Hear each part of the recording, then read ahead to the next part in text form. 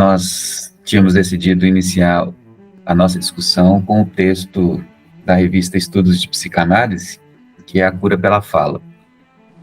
E, na verdade, é a base, né, a estrutura principal da psicanálise, que é a livre associação, que é a escuta. E é um texto interessante, porque a autora, ela vem trazendo exatamente um relato desde o início, né, dos primeiros passos, inclusive um pouco do aspecto crítico e uma análise da estrutura principal, tanto do século XIX quanto do século XX. Trouxe, inclusive, a ideia, né, da personagem criada, Anna Oh, que foi exatamente a primeira paciente, né, de Brouwer. E é muito interessante, né, para quem se lembra, e eles trazem, inclusive, a ideia da limpeza da chaminé, né, que é um termo que ela descreve quando ela mostra que precisa colocar para fora toda aquela sujeira e todo aquele conteúdo reprimido, recalcado. E a gente vê isso o tempo todo, né? Nós conseguimos observar isso durante as nossas análises, durante os nossos atendimentos. Hoje mesmo eu tive uma experiência muito interessante. Nós temos um projeto na universidade aqui de Ouro Preto, que é chamado de Abrace. O Abrace, ele é uma... Olá, Sandra, tudo bem? Boa noite. Boa noite. Boa noite. Boa noite.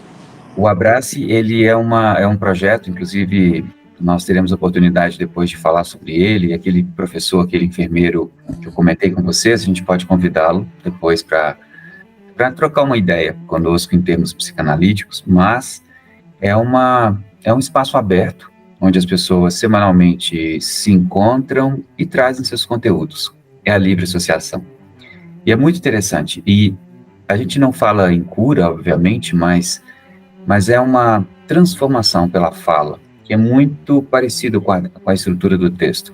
Hoje mesmo nós tivemos uma pessoa que chegou e aquela velha pergunta que nós podemos fazer nesse ambiente, né, de uma roda de conversa: como que você chega hoje nessa roda?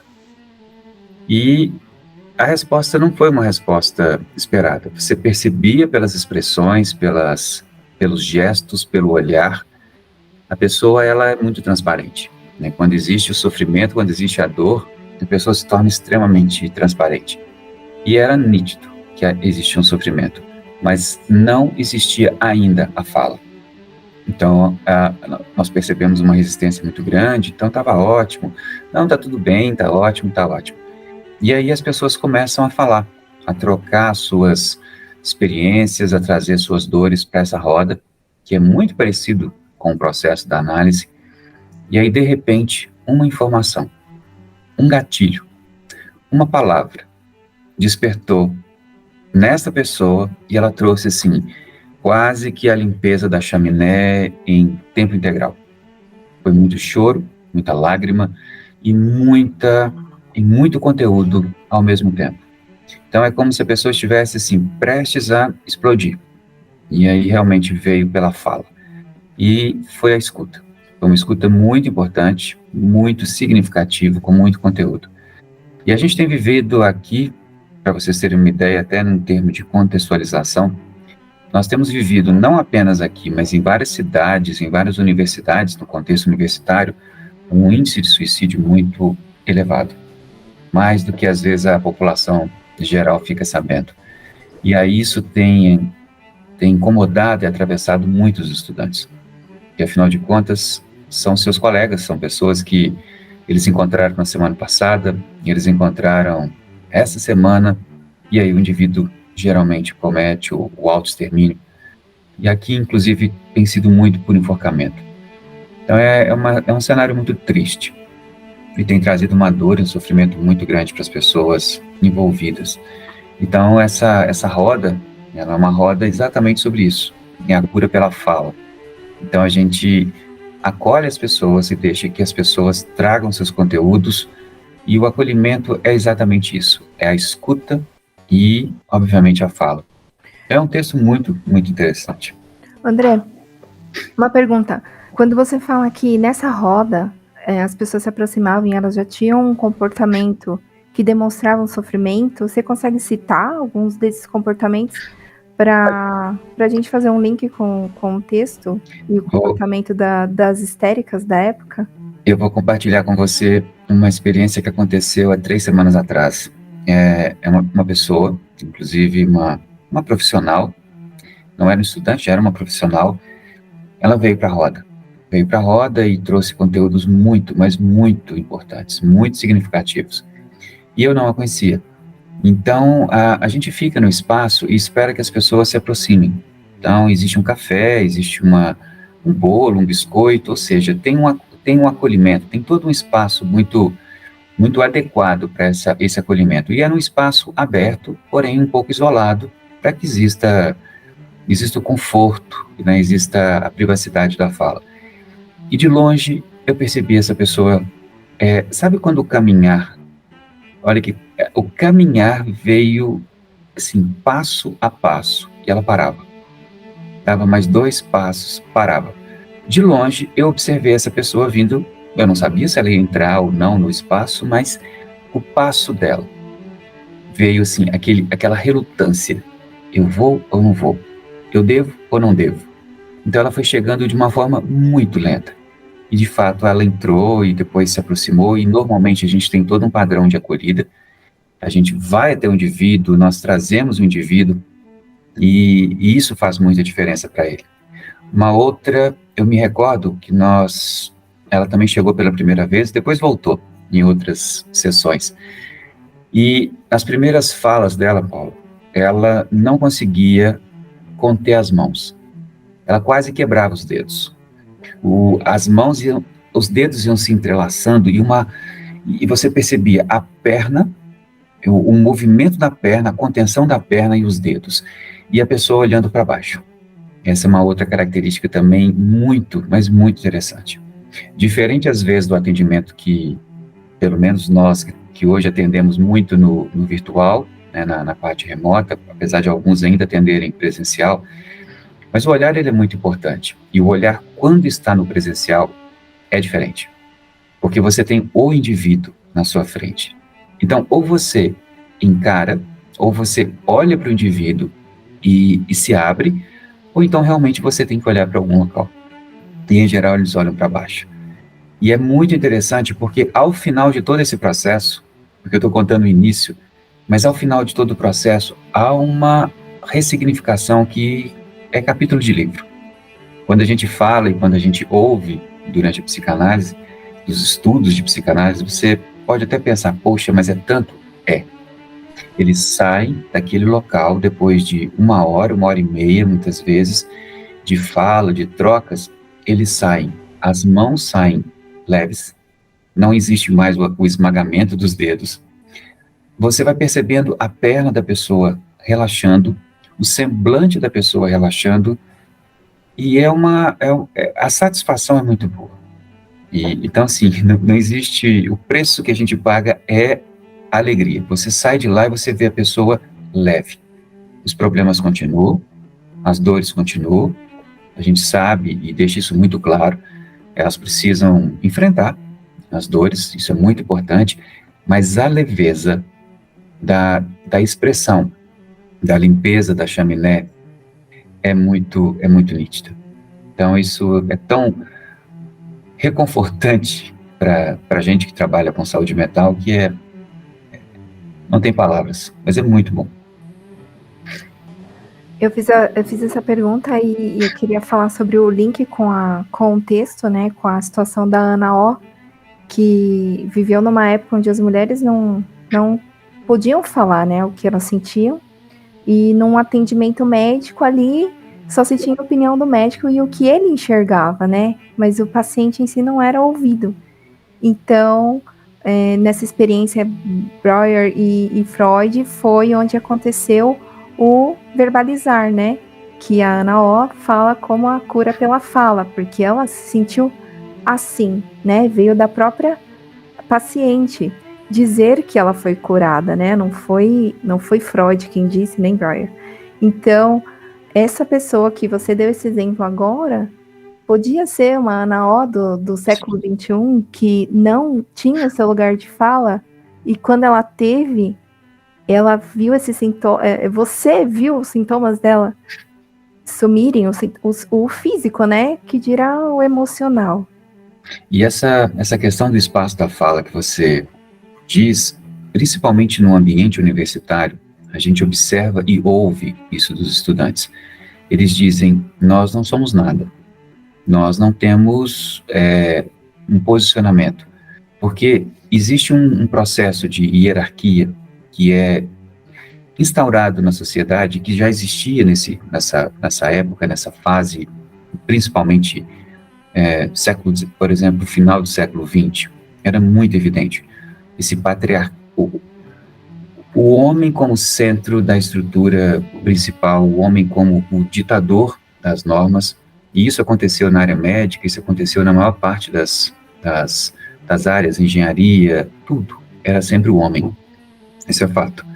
Então, isso tudo vem trazendo, não tem como, é o que a gente estuda muitas vezes no processo da escravidão, e que ela persiste até hoje, né, na nossa sociedade, porque vem se arrastando séculos e séculos. E a questão do papel da mulher também. E esses estudantes que nós acolhemos, coincidência ou não, deixa eu pensar se eu posso dizer 100%, não, mas 90% são mulheres. São as mulheres que chegam.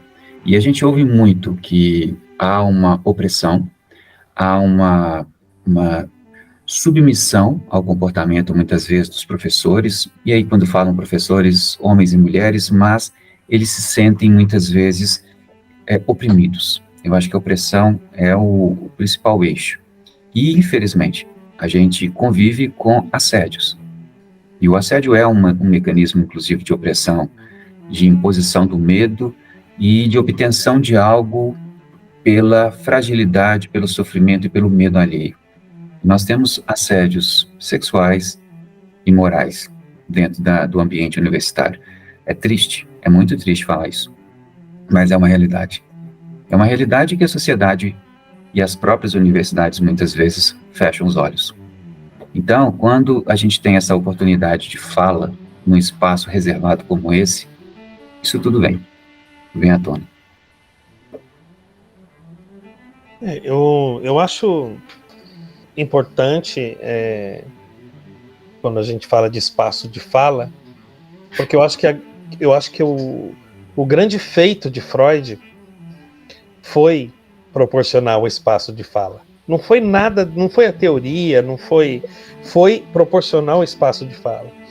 E o legal é que Freud entendeu isso através de uma técnica que ele não usa, através da hipnose. Ele percebeu ali que ele não precisava da hipnose.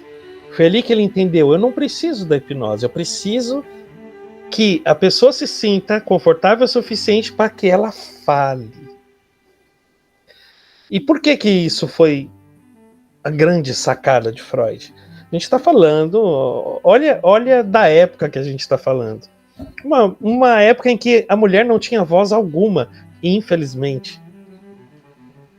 E aí, de repente, ele abre um espaço e fala: aqui você pode fazer o que você quiser.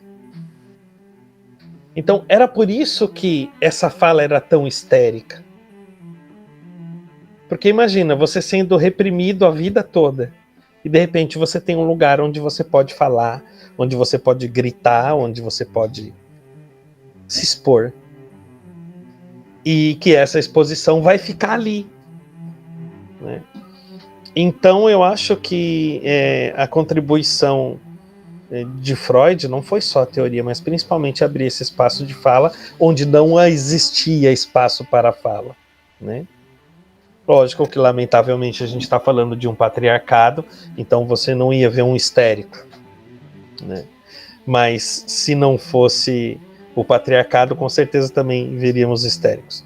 E aí, linkando com o texto que a Paula gentilmente trouxe para a gente,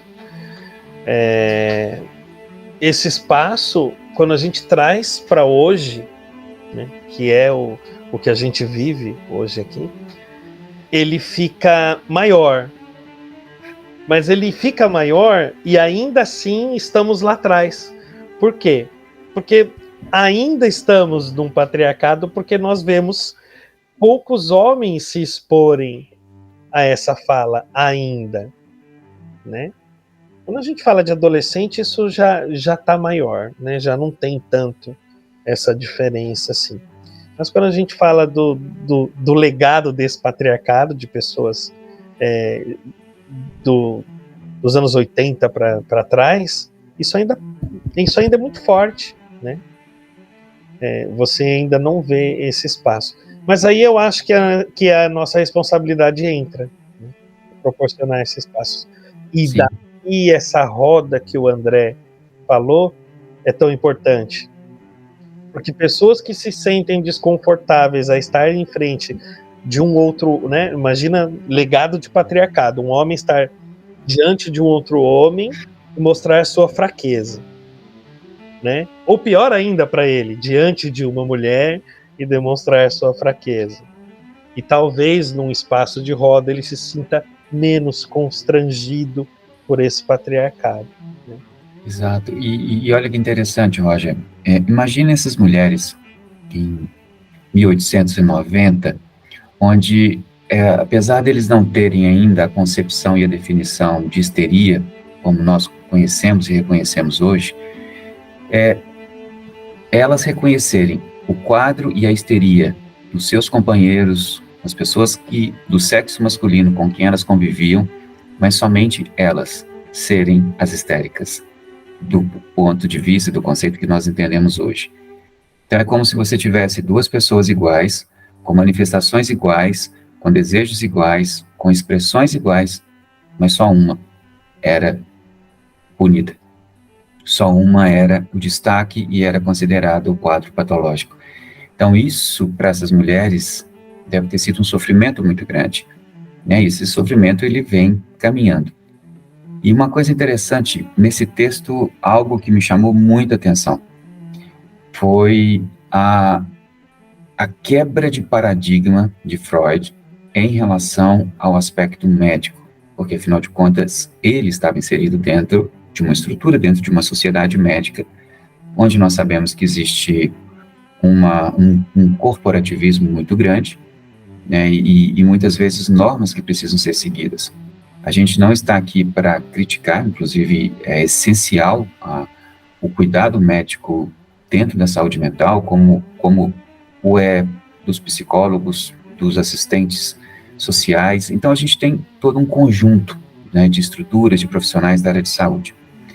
Mas a quebra do paradigma foi: você retira o suposto saber do profissional de saúde e transfere a responsabilidade do processo de transformação, que muitos chamam de cura, mas é a transformação, a ressignificação para o indivíduo, para o paciente, para aquele que supostamente não era nada naquele final de século XX e no início do século XXI. Então, essa transformação foi algo difícil de ser concebida por aqueles que dominavam o suposto saber da área médica, da área da saúde, da área do controle da saúde mental. Então, essa transformação e transferência de responsabilidade, né, de auto-percepção para o analisando, para o indivíduo que está ali submetido, isso foi fantástico. Foi uma das coisas que eu adorei nesse texto e de fato, nos faz refletir bastante. Uma coisa que eu gostei nesse texto também foi a simplicidade que ela traz Lacan, né? Porque Lacan foi fundamental para a linguagem, né? E para o simbólico e para o imaginário. Ele foi muito fundamental porque ele pegou Freud e fez assim: vamos trazer Freud para cá. Vamos trazer para cá. Onde quando todo mundo já tinha abandonado Freud praticamente, né? E aí falou: opa, peraí, vamos pegar Freud. O que acontece se a gente pegar Freud e trazer para cá? E foi basicamente isso que Lacan fez. Ele pegou Freud e trouxe para a contemporaneidade dele. Vamos trazer Freud para os anos 60. Vamos ver o que dá. Né? E aí ele revolucionou através da linguagem. E é interessante, né, porque poucas pessoas dão atenção a Rodinenko, E ela foi fantástica nisso também, né? Porque ela também se aprofundou na linguagem, né? E eu acho que a gente se aprofundar na linguagem é a grande sacada pro setting analítico, porque é a escuta, né? E é lá que está tudo, na linguagem. Lá que a gente vai encontrar tudo. Lá estão escondidas as questões de cada um. Inclusive, eu achei bem interessante uma coisa aqui no texto que fala em relação a isso que você está falando. Com a ajuda da linguagem, o afeto pode ser abreagido quase com a mesma eficácia de uma vingança, por exemplo. Que diz que quando, isso é perfeito. Maravilhoso. Eu achei muito legal, porque, assim, às vezes a pessoa se sente culpada, né, de querer se vingar. Eu chamo muito de injustiça, assim, isso daí, a questão da vingança. Eu acho que tem coisas que a pessoa só vai entender se ela passar por aquilo. Então, assim, pode parecer uma vingança, mas eu acho que é uma coisa assim justa. E eu achei bem legal quando falou isso aqui. Às vezes a pessoa nem precisa, essa vingança pode vir na forma de linguagem ali no setting, né? Você desabafar. Exatamente. Né? Ter mesmo peso de você chorar, por exemplo, né? Tem gente que não é muito de chorar, mas você vai ali falando também, esse outro termo aí que vocês falaram no começo, agora eu esqueci. A limpeza da chaminé, né? Então eu achei, assim, muito legal trazer essa coisa aí da vingança. E não ficar no sentido pejorativo, né? Trazer nessa coisa de você devolver uma ofensa, mas ali só com você mesmo, não precisa fazer nada, não precisa fazer uma maldade, porque assim a gente pensa que teria que fazer uma maldade com alguém, né? Se vingar. Então eu achei fantástico essa frasezinha aqui. Mas as pessoas não sabem, né? O significado ainda de fazer uma análise. O que significa isso realmente, né? Porque muitos interpretam que é apenas falar. Então é um desabafar. Eu posso desabafar com a minha amiga, com o meu amigo, com a minha mãe, mas isso não basta, né? Porque estando em análise, você vai receber perguntas pertinentes que vão fazer você refletir, que vão fazer você ir mais fundo. E essa é a diferença da psicanálise, né? Chegar até no inconsciente. Aquilo que você acha que não lembra mais, que não tem mais importância. Então, para chegar a esse ponto, não é só um desabafar. Tem algo mais. Que aí sim, na análise e na associação livre, porque a própria palavra diz, você vai fazendo uma associação. Então, as coisas vão fazendo sentido com o tempo. Mas a compreensão, né, da análise é isso. É juntar tudo isso, relembrar e ressignificar. E a neutralidade desse par analítico, né, entre o profissional e o seu analisando, o seu cliente, o seu paciente, que é o que não acontece normalmente com o amigo. Não existe neutralidade, porque senão você perde a amizade. Se você chega para contar um caso e você precisa do apoio e o seu amigo não te apoia, a amizade já começa a se romper. E é exatamente o que não acontece nesse ambiente da análise do set analítico, porque você não vai encontrar ali um amigo, você vai encontrar uma pessoa que vai caminhar ao seu lado, num aspecto de neutralidade, de não julgamento, mas em constante avaliação, que é o manejo clínico, e que se torna individual, né? Não existe um padrão de manejo. Cada indivíduo é um indivíduo, cada indivíduo merece um manejo diferenciado. Então, isso é muito legal, muito interessante essa abordagem. E pode falar, Paulo. Eu ia complementar o que a Simone falou, né, de que é um diálogo artificial, né, porque ele é estruturado. Geralmente um bate-papo ele é livre, ele é solto, né.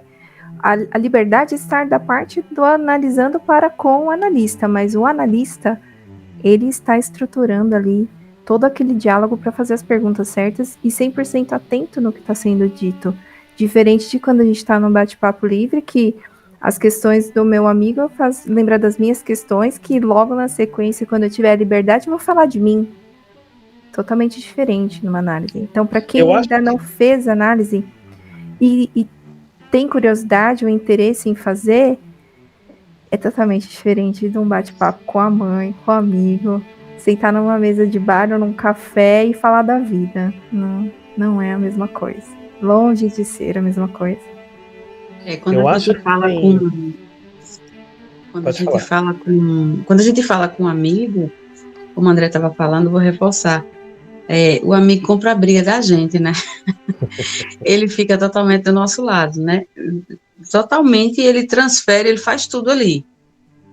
E muitas vezes tem a crítica também, né? Quando você erra, ele começa a criticar, você fez errado. Então, assim, tipo, é como o André falou, o analista, normalmente, ele já entra tentando já observar todos os pontos daquele campo, da estrutura daquela fala, né, do comportamento, como eu estava ouvindo o André falando, da questão do comportamento, dos gestos, né, que você já avalia tudo, né, naquele momento que você está com a pessoa. Então, assim, análise é fantástico e é cada dia mais e mais paixão. Uma vez perguntaram para mim o que você é analista, o que é ser analista e o que é fazer análise? Porque eu vejo as pessoas falando sobre psicanálise e parece que você fica lá falando, depois você levanta, vai embora e pagou pro cara ficar lá ouvindo você. Né? Eu respondi, bom, existem dois fatores que diferenciam uma análise de alguém que te escuta, né? Ou seu pai, ou alguém que está disposto a sentar lá e te escutar. E esses dois fatores são muito importantes. E aí eu vou te responder com duas perguntas. Eu vou fazer uma e depois a outra. Primeira pergunta é: alguma vez na sua vida você conversou com alguém sem ser julgado? E a segunda pergunta é: alguma vez alguém ensinou você a se escutar? Se eu posso resumir o que é uma análise, o que é impossível, eu acho que eu começaria por aí. É um espaço onde você nunca vai ser julgado e você vai aprender a escutar o que você fala. E eu acho que é a primeira base que a gente pode mostrar para alguém o que é uma análise, porque a própria biologia nossa faz com que a gente fale para o outro e escute o outro, porque os conhecimentos já estão dentro de você, você já sabe, já é inerente, tudo aquilo que está dentro de você e que acontece com você, e que você não precisa olhar, não precisa pensar, é automático, é igual beber água, né? Mas o que vem do outro não, é novo. Então o que está dentro, você acha que não é novo, porque pertence a você, né? E aí você presta atenção no que o outro fala, porque o que sai de você está no automático, né?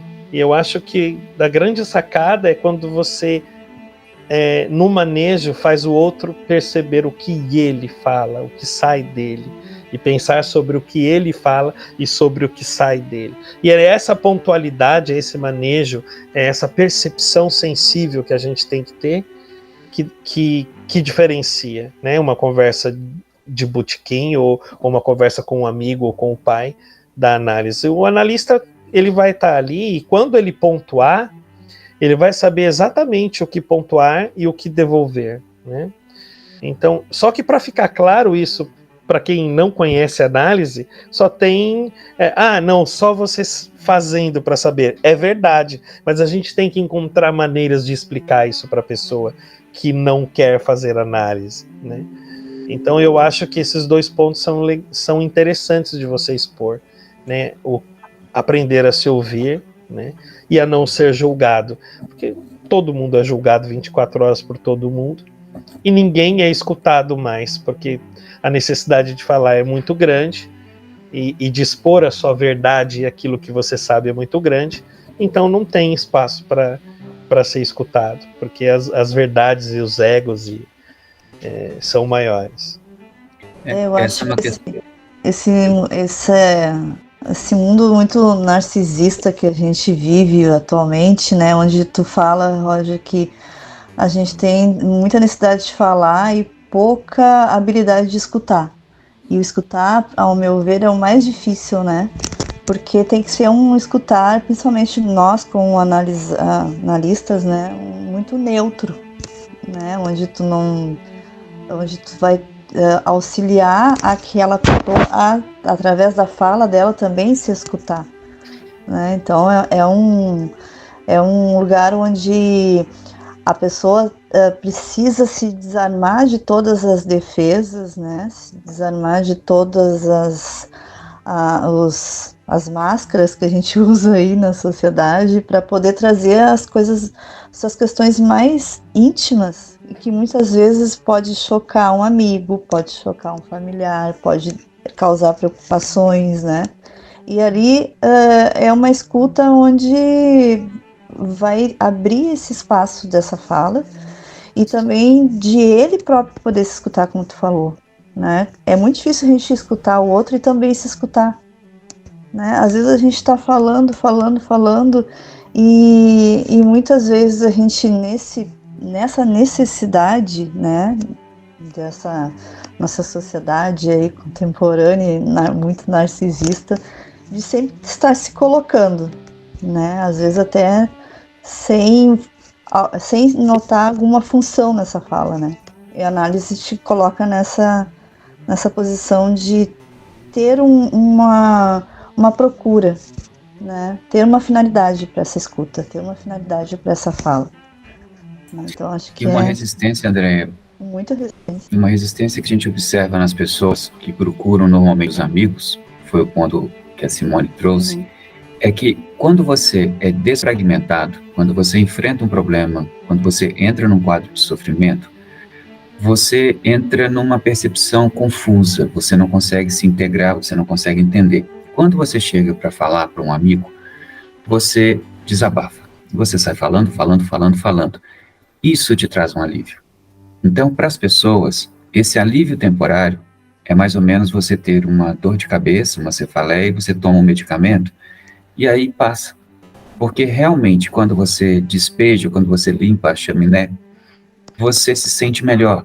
E aí você fala para um segundo amigo, e você vai começando a moldar as estruturas do seu pensamento, até chegar um ponto, no terceiro, no quarto, no quinto amigo, que você vai limpar a chaminé, e você fala assim, agora eu já estou bem, não preciso nem falar mais.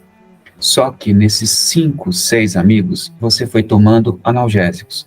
Então você tomou analgésico, melhorou um pouquinho, tomou analgésico, mas a fonte da dor, a estrutura da dor, ela continua. Então, a diferença é que com a análise, você vai entender onde é a fonte da dor. E depois que você entende onde é a fonte da dor, você tem a opção de continuar tomando seus analgésicos ao longo da vida, ou mudar, ou tentar mudar. Então essa é a grande diferença entre você falar para os amigos, que não é uma coisa ruim, todo mundo faz, mas há uma diferença muito grande entre entender e só tomar o analgésico para passar aquele momento, né, da confusão. É a diferença de ressignificar, né? E você, isso que o Roger falou de você explicar para a pessoa o que é a psicanálise, né? Achei legal, você não ser julgado e você se escutar, porque a pessoa, mesmo quando ela experimenta, ela não vai experimentar isso daí na primeira, na segunda sessão, como a Paula falou, essa pessoa que ela está atendendo está na 4ª sessão e ainda está ali na defensiva. A pessoa, eu acho que ainda não percebeu que ela pode falar o que ela quiser sem ser julgada, então ainda demora um pouco, mesmo a pessoa entrando no processo de análise, ainda demora um pouco para ela acreditar na gente, nisso daí que a gente falou, de não ser julgado, que é estranho, né? Você chega ali, pelo menos eu ficava, será que eu posso falar tudo mesmo? Eu ficava ali querendo ser essa pessoa legal, me mostrando para analista, assim, que eu era normal, né? Eu queria ser normal. Tinha medo de parecer doido.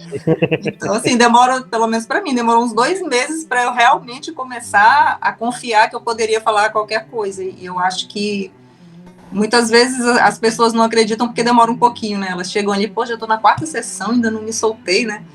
Então, assim, enfim, é o processo mesmo, e aí cada um vai continuar ou não, né? Vai acreditar ou não. É o famoso mentir para si mesmo, né, Ciro? Porque a pessoa tá tá usando uma máscara, né? Como a Andrea falou ali, ela tá no processo dela, no momento dela na sessão, continua usando uma máscara e tá mentindo para outra pessoa que não sabe absolutamente nada dela e continua mentindo para si mesma, até que eu acho que no decorrer da análise chega esse momento, né? Tô aqui perdendo meu tempo, investindo meu dinheiro e tempo, né? Que é o que não se recupera. Deixa eu tirar essa máscara aqui, me mostrar mesmo e vamos ver a reação dela, né? A reação da outra pessoa. E aí, linkando com tudo que vocês falaram, eu pensei numa palavra, né? Nós ecoamos o que o Analisando traz pra gente, né? Então, ele traz conteúdos, né? Vocês falaram que ele fala e não se escuta, né? André usou o termo narcisismo, que fala, mas não se escuta. E a nossa principal função, uma das, né, é ecoar de volta para ele o que ele mesmo acabou de dizer, ouvindo em outro tom, de outra pessoa, em outros lábios, o que ele mesmo disse, trazendo essa reflexão de volta, né? Jogando essa reflexão de volta. Tem muitos pacientes também que eles, quando começam a análise, e eu acho até se estende um pouco, não é só nesse início, não, que começa com um diálogo bem trivial, assim, sobre o que está acontecendo no trabalho, na família.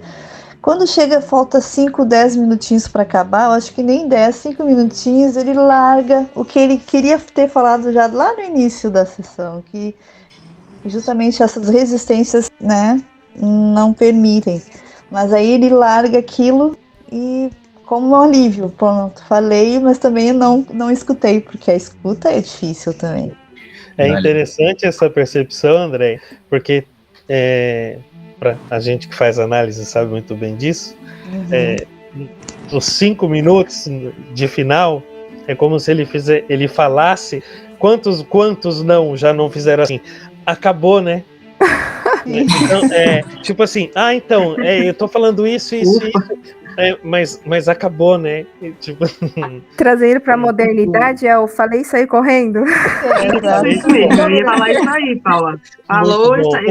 Ele tipo, soltou aquele fato ali, não quer nem ouvir a consequência daquilo, né? E é como você estava falando, que muitas vezes essa questão da gente ecoar para eles às vezes não têm nem a percepção ainda do que estão dizendo, né? Eu acredito que estejam anestesiados, como o André falou, que é aquela analogia do copo, né? O copo está cheio, aí eu preciso esvaziar. E quando o copo dá uma esvaziada, aí eles acham que está tudo bem, aí vai de novo em busca daquilo. Então, é só mesmo a análise que eles vão entender que tem que tomar de canudinho. E é uma coisa interessante, até trazido pela Kelly. Eu acho que a maior resistência que a gente encontra, ela é definida pela nossa estrutura de sociedade. Porque a Andrea, por exemplo, é psicóloga, já tem uma experiência nessa área como psicólogo. A psicologia também é uma área discriminada, como o é a psicanálise, como é a psiquiatria. Então, todas as pessoas que precisam de atendimento de saúde mental, elas têm uma resistência muito grande pelos preceitos errôneos que vieram atravessando as últimas décadas, de que o indivíduo é louco, de que o indivíduo ele precisa de uma ajuda porque ele está em sofrimento mental. Então, essa concepção errada, ela chega ainda nos dias atuais. Então, muitas vezes a pessoa tem vontade de experienciar, ela tem vontade de vivenciar o processo de uma análise, independente se é psicanálise ou qualquer outra estratégia terapêutica, metodologia terapêutica, terapêutica, mas ele cria uma resistência. E ele cria uma resistência perante a estrutura que lhe foi passada, né, de pai para filho, e assim veio atravessando as décadas. Então esse é um grande problema. E é triste, porque a pessoa deixa de vivenciar e de experienciar e deixa de mudar a sua vida, né, para melhor. Então, a gente não consegue alterar e mudar essa estrutura. Mas a gente está vindo a cultura, né? A gente está vindo de um tempo onde se fala que consultar um psiquiatra ou um psicólogo ou um psicanalista é porque você está doido. Isso mesmo. Né? E é isso que é importante derrubar, né? Não, você faz isso para se prevenir de ficar doido. Né? Então, até as pessoas entenderem que, até as pessoas entenderem que trata-se de um todo, né? E que vai no médico para ver as taxas, vai no, né, fazer o exame cardiológico, faz tudo. Então, assim, o cérebro está ali comandando tudo, né? Se ele não estiver ali coordenando tudo direitinho, então vai dar aquele nó. Então, assim, é como se fosse um tratamento preventivo, né? Como qualquer outro, um tratamento como qualquer outro. Então, assim, é muito importante quebrar esse... Graças a Deus que a gente está estamos caminhando, né? Para desbravar esse muro, né? Que ficou para ir para a sociedade. E até hoje, até em cidades pequenas, você falar, falar psicanalista, não, você vai tratar de pessoas loucas. Aí você vai tratar de pessoas loucas. Aí eu falo, não, cada um tem uma síndromezinha diferente, diferencial do ser, que a gente vai ajustando, aí eu começo a conversar, mas esse preconceito realmente há, como o André falou, muito forte ainda. Eu costumo dizer, Sandra, que logo que, pelo menos eu, né, essa é uma política minha, né? Por que eu ganho uma análise explicando o que é a psicanálise? Eu falo ganho porque não é perder, né? Eu perdo. Não, eu não perco, eu ganho. Por que eu ganho uma análise quando eu esgoto aquilo para explicar? Que vai ser uma das poucas vezes que a gente fala bastante, é quando você explica o que é a psicanálise. Porque eu explico que ele não está num consultório de médico. Olha, eu não estou aqui para curar o seu corpo físico, né? Eu não sou um médico. Isso aqui é uma parceria de vida.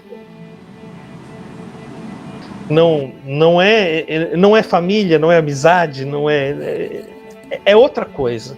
É uma parceria de vida. A gente vai caminhar junto.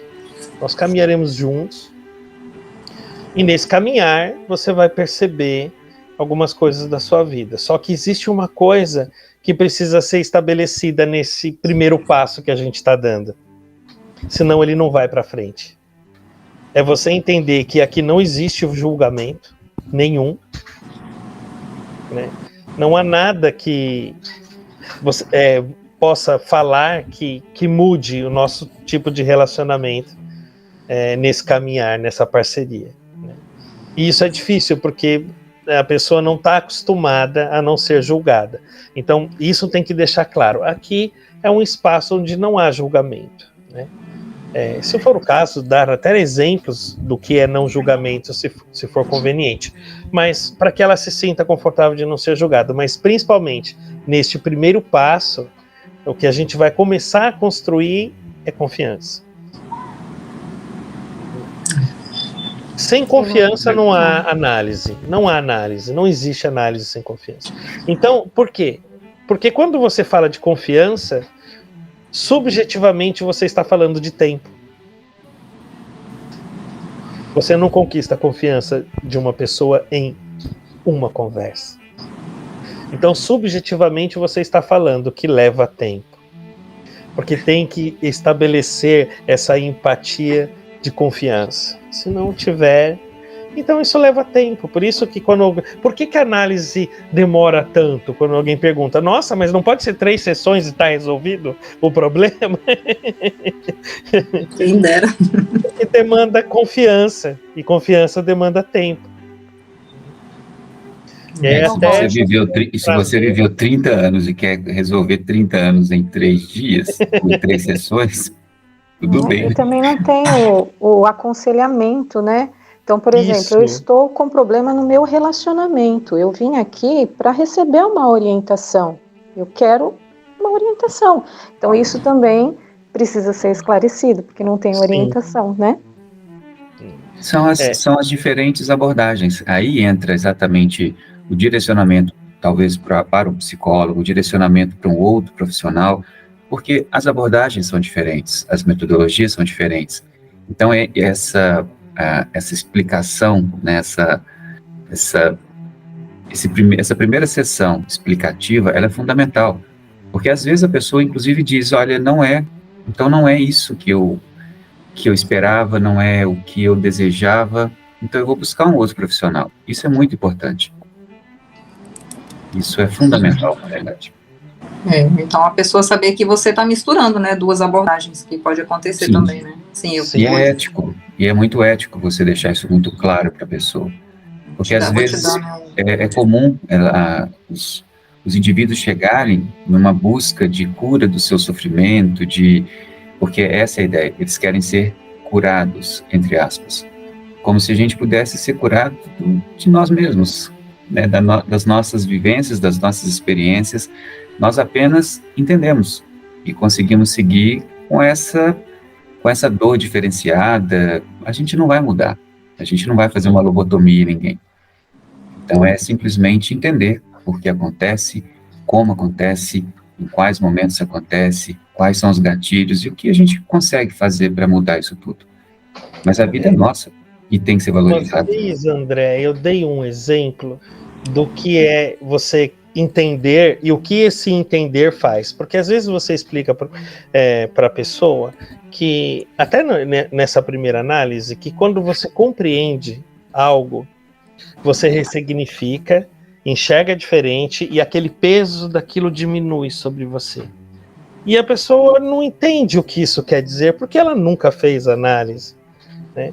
E aí eu dou o exemplo do estróbolis. Eu falo assim, você sabe o que é um estróbolis? Aí a pessoa arregala o olho assim. Não. Você comeria um estróbolis? É de comer? Mas você comeria? Mas é que eu não sei o que é. Eu falo assim, tá, e se eu te pagasse R$500 para você comer? Você comeria um estróbolis? Aí eu acho que não. Né? E aí eu coloco a pessoa quase num estado de pânico em relação a isso. E aí eu falo para ele, então, na verdade é um doce. Muito bom. Eu nunca ouvi falar nesse doce. Mas é um doce. E tem tudo que todo mundo gosta em doce. Aí a pessoa às vezes até fala, tem leite condensado? Tem, e daí ela tá colocando o gosto dela ali, né? Eu falo, tem tudo que uma pessoa gosta de um doce. Você comeria? Ele, se for um doce, sim. Ficou melhor de comer? Depois que você soube o que era? Perfeito. Ficou. Você viu? É disso que se trata. De você entender o que está acontecendo. Acaba a dor. Ele até paga para comer o doce. Ele até paga para comer o doce. Boa. Perfeito, Roger. Muito boa analogia, muito boa didática. Perfeito. Então, é bom porque fica fácil de você explicar o que é uma análise, né? Aí a pessoa entende. Então, é isso. Se trata disso. Bom, olha, eu acho que nós chegamos ao tempo previsto, né, na nossa discussão. Foi um texto muito rico. Paula, muito obrigado pela indicação. Maravilhoso. E acho até que, por tudo que vocês disseram, por tudo que vocês trouxeram, esse título até poderia ser a cura pela linguagem, não pela fala. Desculpa te interromper, André. Eu acho que cabe a gente deixar um link desse texto no vídeo, na descrição do vídeo, para as pessoas saberem por que a gente está falando desse assunto. A gente coloca no site da Confraria e já coloca o link e até o PDF, porque ele está disponível. A gente pode fazer isso, excelente. E realmente a cura pela linguagem, porque nós esquecemos até de comentar da questão das crianças, né, de Melanie Klein, que traz a linguagem pelo desenho, pela expressão, e a gente falou muito aqui de gestos, isso é linguagem. Então isso também traz muita informação e traz muito alívio, muita limpeza de chaminé.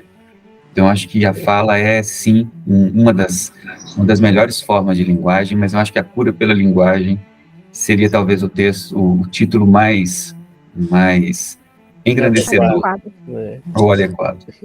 Mas, pessoal, a confraria Psicanalizando no Divã, ele encerra, então, esse dia de hoje, nesse momento, e a gente volta na próxima edição, né, na próxima discussão, tá bom? Um grande abraço e muito bom compartilhar essas ideias e essas questões todas psicanalíticas com vocês. Um grande abraço e Até a próxima. E até a próxima. até a próxima.